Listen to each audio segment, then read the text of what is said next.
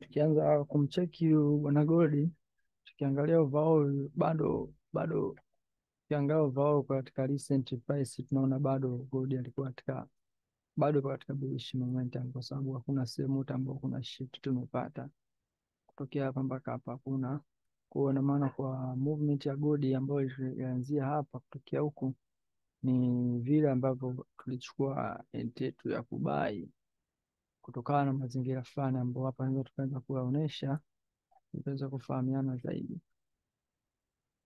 Tukiangalia katika time frame ya daily, tunakuja tunamuona Gold katika mazingira kama ambayo kwa macho ya kawaida usiweza kuyaona, lakini njia nyepesi ya kuweza kutambua nini kinaendelea, jaribu kuswitch katika line chart, ambao kuswitch katika line chart kidogo anaweza kuonyesha kama alitengeneza series za high high high low high high high low, lakini tukiangalia hii high low ni kwamba kama alikuwa anatengeneza, alikuwa na liquidate yenyewe, alikuwa na liquidate mwenyewe, lakini kwa mazingira ya candlestick tunakuja kuona ile eneo la chini la high low lilikuja kuwa, yani nasema hizi liquidity zake zilikuja kuwa grab. Kama ukiangalia mazingira kama haya hapa, unakuja kuona hii eneo lilikuwa tap zaidi ya mara moja mara mbili, kwa na maana biashara ya ile eneo nasema kwa namna moja mara nyingine ilikuwa limeisha.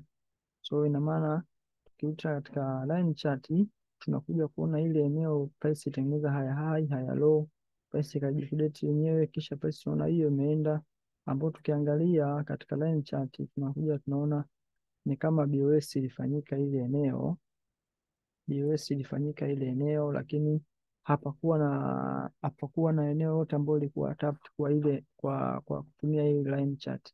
Lakini tukiswitch katika candlestick tunakuja kuona kwamba kuna muda price ilifika mpaka ile eneo, lakini ikashindwa kufika huku chini. Tutaangalia sababu gani hapo price hiyo ikaenda, lakini kwa movement ya siku ya jana ambao tulichukulia trade yetu ya Gold, tulitumia kigezo gani? Tulitumia kigezo cha kwamba kama tutarudi katika line chart hizo tukaona price hata inajiliquidate yenyewe ndani ikatengeneza series ndogo ndogo, maana hii ni external structure na hizo ni internal.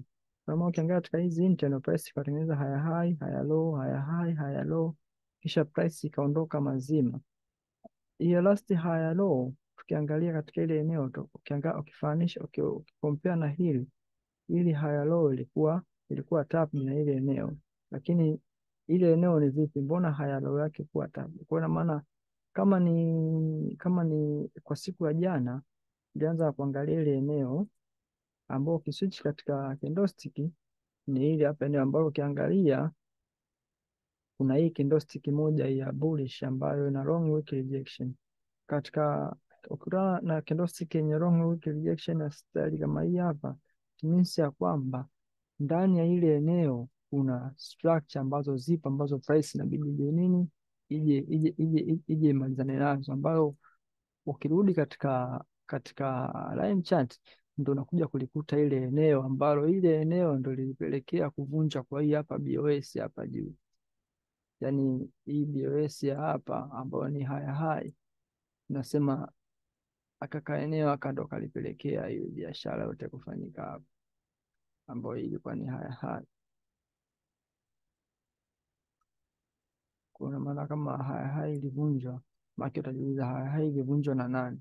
Ukiangalia hapa high high ilivunjwa na structure hii hapa, yani kuna maanisha structure hii hapa ndio ilipelekea kuvunja. Kwa nini? Kwa high high hapa juu. So ina maana wakati tunafanya analysis zetu katika movement ya hapa, eneo ambalo sisi tunalizingatia ni eneo hili hapa. Sasa ile eneo tunalizingatia kwa stadi gani? Tukirudi katika candlestick tunakuja tunaona kwamba okay, kumbe kuna hii hapa candlestick ya bullish ambayo ilituachia long wick rejection katika time frame ya daily. So ina maana kama katika time frame ya daily ilituachia long wick rejection, it means kwamba kwa namna moja ama nyingine ukiangalia kuna hii hapa eneo, naangalia hapa kuna katika ICT wanasema ni liquidity, katika ICT wanasema ni liquidity. So ina maana price kuna time fulani zaidi ya mara mbili price ilitaka kufika katika ile eneo, lakini ilishindwa kufika katika ile eneo, ilikuja tena hapa ikataka kufika hapa, ikashindwa kufika hata katika ile eneo. So ina maana tunalitem kama ni liquidity, lakini kwa sisi hatuwezi kulitem kama liquidity. Kwa sababu gani? Kwa sababu tukiangalia huku chini kuna some structure ambazo price haikuweza kufikia ili iweze kuendelea na hii continuation, kwa sababu continuation ilikuwa ni hii hapa. Price once ilipovunja haya high, kwa maana price itakiwa irudi katika source ya hii hapa movement, kisha ndo price iendelea safari zake. So tumekuja kuona katika ile eneo price, yani kwa siku ya jana tulikuja kutazama kwamba kumbe price itakiwa irudi katika ile eneo. Sasa tukianzia katika daily tunakuta na formation hii hapa ya candlestick ya bullish ambayo ilituachia long wick rejection, ambao katika marking yetu sisi tuna mark katika opening price na low of the day. So low of the day ilikuwa ni hii hapa chini na opening price. So na maana tunapata eneo moja hili hapa kubwa, ambalo tukianza kushuka katika time frame coordination, itokea tushuka katika time frame coordination ya H1 ili tuweze kupata movement halisi. Lakini kabla tujafika katika H1 lazima tuangalie time frame ya H4 anatuambia kitu gani kuhusu hapa biashara ya hapa ambayo itafanyika. Yani lazima tuangalie H4 alituambia kitu gani. So tukija katika H4 katika ile eneo ambayo tulimark, tunakuja tunaona kwamba kabla price haija drop katika ile eneo hapa, kabla price haija drop kutokea hapa mpaka huku chini, ambao ndo katika ile point ambayo tulizimark, price ilikuwa inashuka kwa asili za ilikuwa inashuka kwa asili za lower low, lower high, lower low, lower high, lower low. So ina maana kama tunafanya marking, maana yake katika lower low tutamaki body closure, katika lower high tutamaki ile weak point katika lower high. So ina maana namba utaimaki kwa katika H4 ni hili hapa. So ina maana kama tunaendelea na analysis yetu, kabla hatujafika katika time frame coordination ambayo tunaifuata baada ya daily, lazima tuangalie H4 ituachia kitu gani. So tukiangalia H4 kama ni shift ilifanyikia kuanzia hapa. So ina maana kama shift ilifanyikia kuanzia hapa, na maana katika H4 tunaona shift ilifanyikia hapa. Kwa maana tukija katika H1 tutaangalia eneo ambapo shift ilifanyika H1 alifanya kitu gani. Kwa maana tunakuja hapa tunaangalia H1 itufanyia kitu gani na ituachia kitu gani. Nikija tukiangalia H1 ituachia kitu kama hichi, ambayo hii price itengeneza series za lower low, lower high, lower low, lower high, lower low, kisha price tunaona hiyo imeanza kuondoka. Kwa maana kitu cha kwanza tunakuja tunakuta kwamba katika H1 kuna shift zilifanyika hapa, kuna shift ilifanyika hapa. Price kuna namna moja ama nyingine price ilirudi katika hichi eneo. Hichi kinao tunaona price ni kama vile ilikuwa imerudi kwetu za kuchorea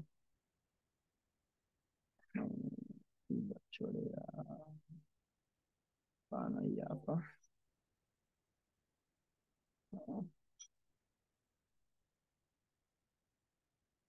Chwe hapa. Ukiangalia katika ile eneo unaona price kama ilikuwa imerudi hapa ndani kuja kulikuleti yenyewe. Hapa tunajua ni kitu gani katika time frame, kwa sababu time frame hii hapa ni kubwa. Katika time frame ndogo labda anaweza katuonesha. Tukiangalia na huku chini kuna price kuna muda fulani ilichochi hapa, ili shift hapa, lakini price kisha ilikuja irudi tena. Kwa ni vitu ambavyo tutaviangalia katika time frame ndogo, lakini katika time frame kubwa anatuonesha vitu vya staili kama hiyo hapo. Ilijaribiwa hii.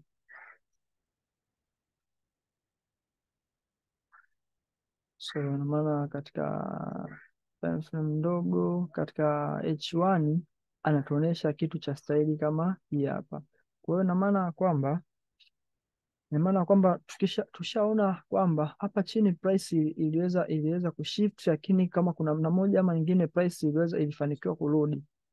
Hapa juu unapo price ilifanya shift nyingine tena price ilifanikiwa kurudi, lakini katika ile eneo price ilibreak, ilirudi katika mazingira fulani, lakini lazima tujue mazingira hapa yarudi kwa sampuli gani, sababu tukiangalia kwa hapa juu katika ICT wanatuambia hapa kuna kitu ambacho kinaitwa nini, inaitwa liquidity, ambao ukiangalia kwa hapa haikufanikiwa kurudi ndani ya ile eneo. So ina maana lazima tuangalie price ituachia kitu gani. Kwa tukishuka katika time frame ya dakika kutoka hapa H1 market tunafuata katika dakika 15. Kwa hiyo tukishuka katika dakika 15 tabii tuangalie tuachie kitu gani katika dakika 15 kabla hajaanza kuondoka. So inabidi tumwangalie dakika 15 atambia vitu gani ambavyo alituachia. Ukija katika dakika 15, anakuonyesha the same case hapa kama ambacho tulichokuwa tumekiona kwa muda ule katika maeneo no. Kitu ambacho dakika 15 alikuwa ametuachia katika maeneo, ni kweli price ilifanikiwa kurudi katika maeneo yake. Hizi zote hizi za chini zote zilikuwa tayari ishakuwa filled tayari, yani hizi za zote zilikuwa ishakuwa filled tayari. Na hapa chini pia the same case, price iliweza kurudi. Na tukiangalia hapa price ilifanikiwa kurudi, so ina maana kilichokuwa kimebaki ambacho kwa kimebaki hapa, nifute hii michoro, ambacho kwa kimebaki kwa hapa market tunazungumzia ni structure hii hapa juu, ndio ambao huku chini kote tunasema price ilikuwa ishamaliza biashara, hapa ishamaliza biashara, na hapa napo price ilikuwa ishamaliza biashara. Kwa maana sehemu ambayo ilikuwa imebaki kwa kuangalia kwa muda huu ilikuwa ni eneo hili hapa, ile eneo ambapo price ilikuwa imebaki. Kwa maana ukiangalia eneo price kabla haijavunja, kuna structure ilikuwa imeachwa hapa, ambao kama ukiangalia mfano wa structure hii hapa, price ilienda lakini ilifanikiwa kurudi. Kuna maana structure ambao katika ile eneo baada ya shift kufanyika, structure ilikuwa imebaki ni hii hapa. Hii ndio structure ambayo ilikuwa imebaki. Kuna maana eneo ambao sisi tulizingatia kwa kabla hajachukua trade ya gold ya kubai, maana ilikuwa ni eneo hili hapa, ambao ukiangalia price ni kweli itengeneza high and low. Ukishift katika line chart unaweza ukaiona vizuri, ipo very clear.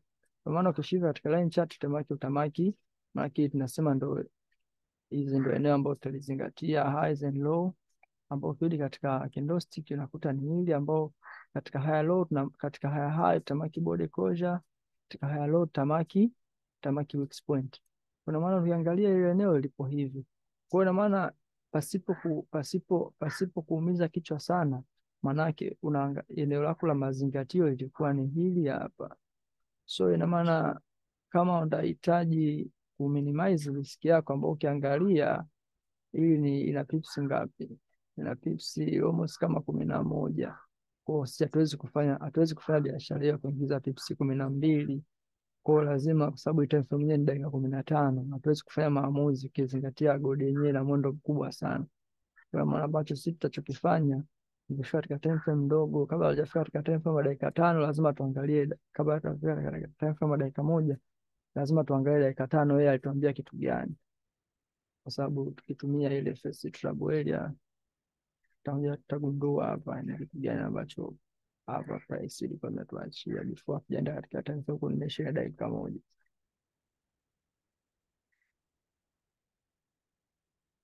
Katika dakika 5 yeye anatuonesha structure ipo kwa staili kama hii hapa. Hapa price ipo katika staili kama hii, ambapo issue ilikuwa ni rahisi tu, kama mtu unafahamu vizuri movement za hizi candlestick, ambazo ukiangalia hizi candlestick yenyewe zilivyokuwa zimekaa, unakuja kuona kwamba price itengeneza lower high, price hiyo ikaondoka. Lakini katika hizi candlestick ya black hizi za bullish 1 2 3, ukiangalia hii ya kwanza, labda nifanye hivi, ukiangalia hii ya kwanza price ni kama ilishachukua liquidity ile eneo, ukiangalia ipo ndani ya. Ukiangalia hii ya pili price nayo pia ilishachukua liquidity. So ina maana sehemu ambayo sita ya kuizingatia ni candlestick hii hapa, ambao price haikuja kuchukua liquidity. Kwa maana sehemu ambayo sita tunaweza tukaizingatia kwa sisi market tamaki hapa, tamaki na hapa.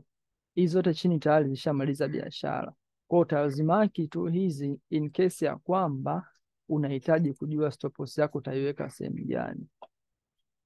Manake entry point yako itakuwa ni hapa, ambayo ukiangalia kuhusu hizi masuala ya risk market itakuta ina pips kama 7. pips kama 7 ambazo itakuwa ni stop loss, lakini entry point yako yenyewe ina pips ngapi? In case kama utaamua kutia pending order ina pips 1, na kwa maana kama unahitaji kutia pending order, obviously hauwezi ukaweka hapa, hauwezi ukaweka ndani ile eneo, at least utaweka hata hapa, utaweka hapa juu kidogo, ili mradi tu price ikija isije ikakutoa, isije ikakuacha. Kwa sababu ya nini? Masuala ya spread. Kwa maana utaangalia almost kama pips kama 3 4 hapa, pips kama 3, pips 3 zinatosha kwa spread ya gold, inaweza ikakutosha. Hata kutia kwenye 4 inakuwa sio issue. Kwa hiyo ina maana stop loss yetu tutaweka hapa chini, eneo la mwisho. Entry point yetu tutaweka hapa, ambao kama tukishuka katika dakika moja almost hatuwezi kwenda dakika moja zaidi, kwa sababu itakuwa makele atakuwa kama eneo yote ina pips 1, inakuwa sio issue sana. Ambao kama tukishuka katika time frame, tukisema tuangalie ni vipi price ilibehave, tunakuja kuona price ni kweli iliingia ndani ya lile eneo letu, lakini katika stop loss yetu haikuweza kufika, ambao entry point yetu ilikuwa ni hapa.